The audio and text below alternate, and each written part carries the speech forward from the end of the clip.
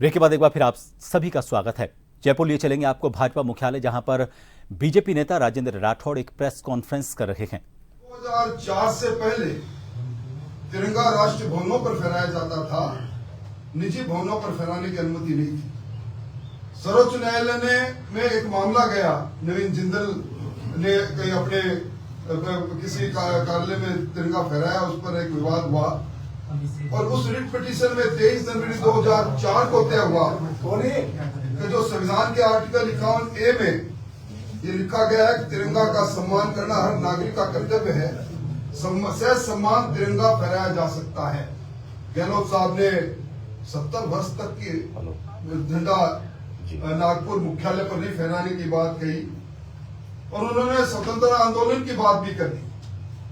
1930 के अंदर जब कांग्रेस पार्टी ने लाहौर के अंदर सम्मेलन करके और पूर्ण स्वराज प्राप्त करने का प्रस्ताव किया था, उस समय डॉक्टर हिडगवार साहब ने सारी शाखाओं में स्वतंत्रता दिवस मनाने का निर्णय किया। एक बार नहीं, 2 बार वो स्वतंत्रता संग्राम में 9 महीने तक 6000 स्वयंसेवकों के साथ गिरफ्तार हुए थे। 9 महीने तक वो जेल में भी रहे।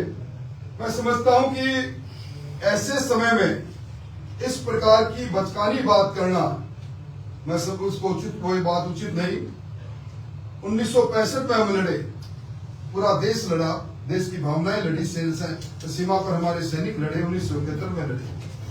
उस समय भी इंडस वाटर ट्रीटी के अनुसार सिंधु जल समझौता को रद्द करने की हिम्मत किसी में नहीं। सिंधु जल समझौता रद्द हुआ और प्रधानमंत्री जी ने कहा खून और पानी साथ साथ नहीं बह सकते, टेरर और ट्रेड एक साथ नहीं चल सकते, और बात होगी तो आतंकवाद पर होगी, ऑक्युपाइड कश्मीर पर होगी। अरब आतंक की घटनाएं देश के लिए युद्ध के समान होगी, युद्ध माना जाएगा।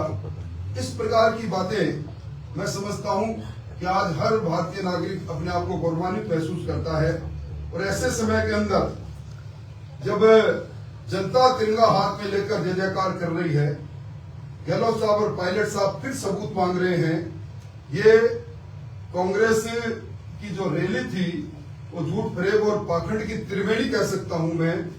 और आज आवश्यकता इस बात की एक देश एकता में बंधे और आज वही अंग्रेजों की तरह कूट करो कूट डालो का डीएनए सामने आ गया।